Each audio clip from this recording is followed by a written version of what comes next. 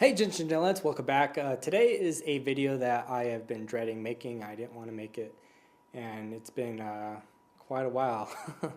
Well, I guess to start out, I should say what this video is about. It's about Zelda. That's the dog. I adopted her several years ago. I actually adopted her before the YouTube thing, I think.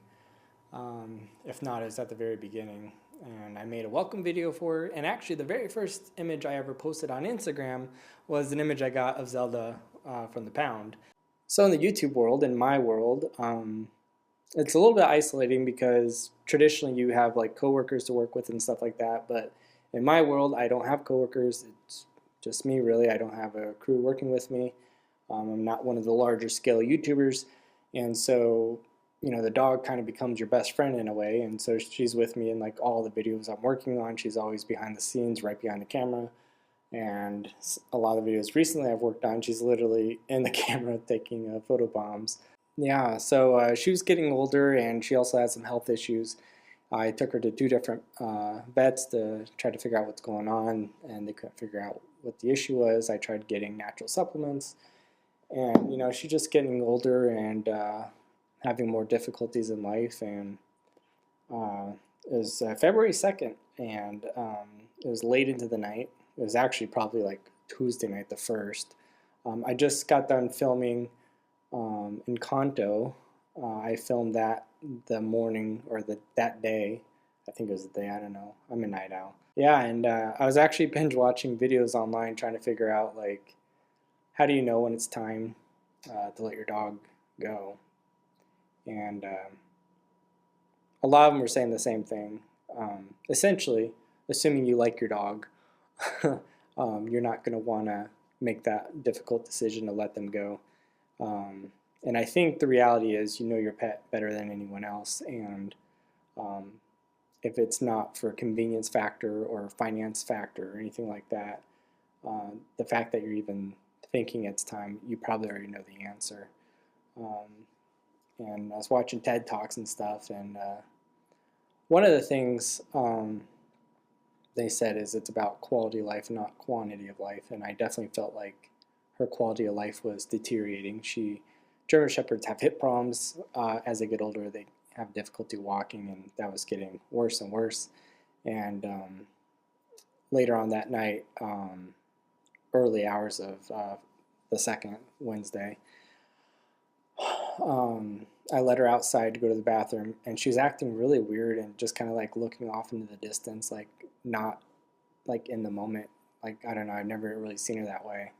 And then it was time to let her come back inside, and she didn't want to come inside. And there's a crate that I have outside just for storage. Like, she doesn't ever go out there. She's inside with me all the time, or if I go somewhere, I take her with me. And she tried going in the crate instead of in the house. That was really weird. And then when she went inside, she fell.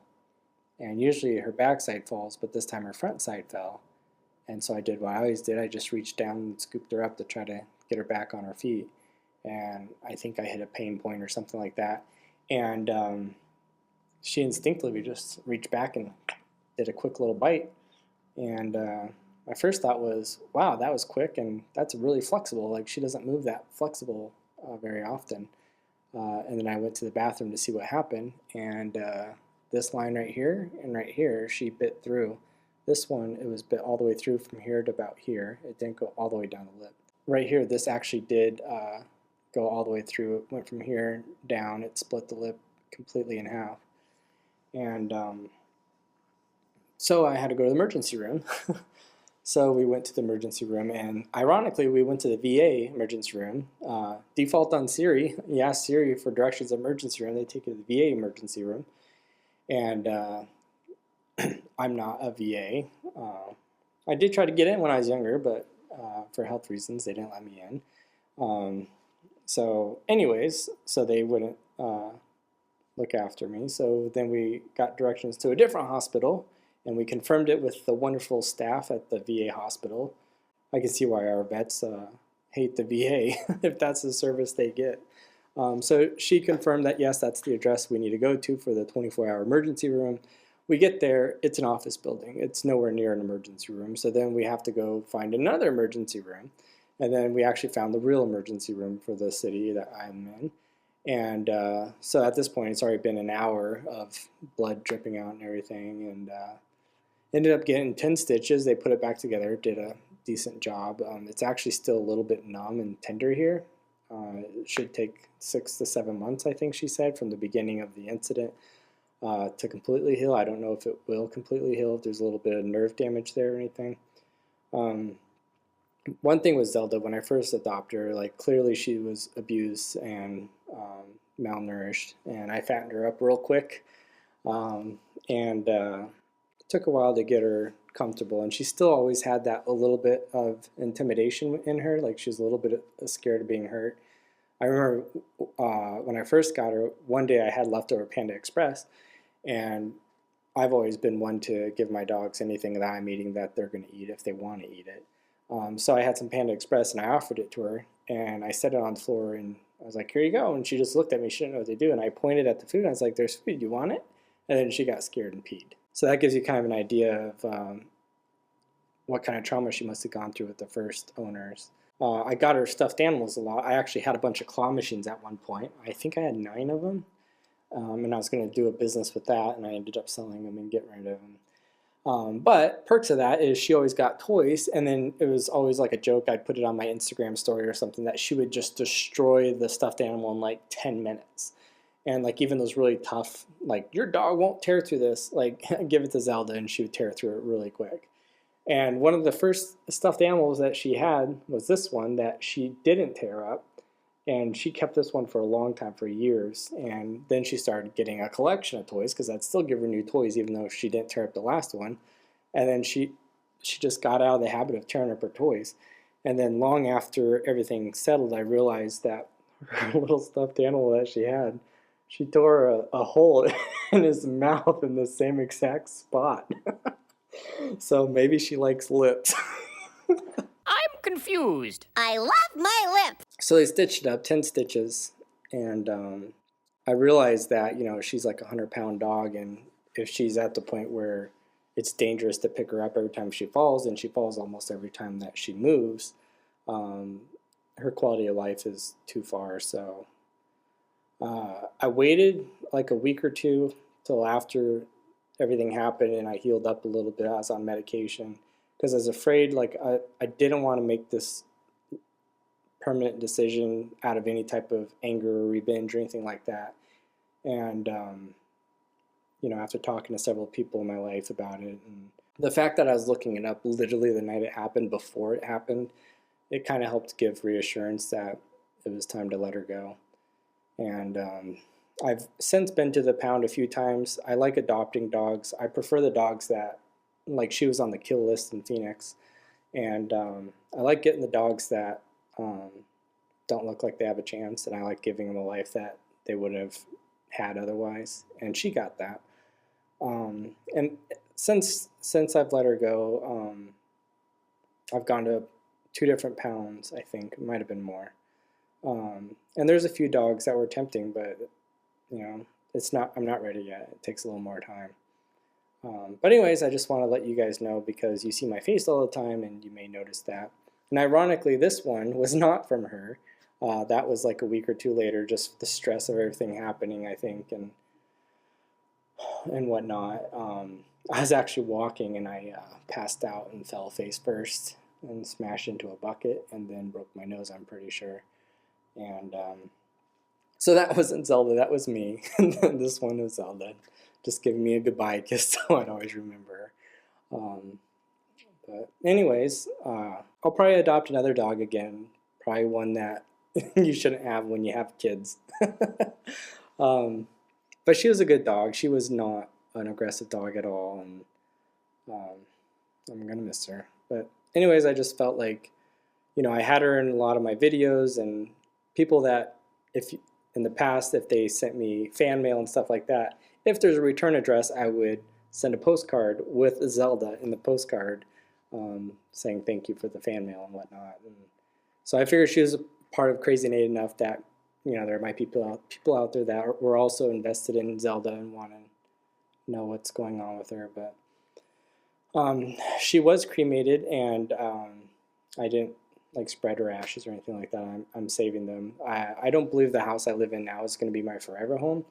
So if I ever get married and have a family, I plan to plant a tree and spread her ashes there so she can be on the forever home property with me. But anyways, this isn't quite the story you're used to. Here's a photo of what it looked like after the accident. I took this photo in the emergency room. I didn't think I was going to share this with the world. I thought this was just for family.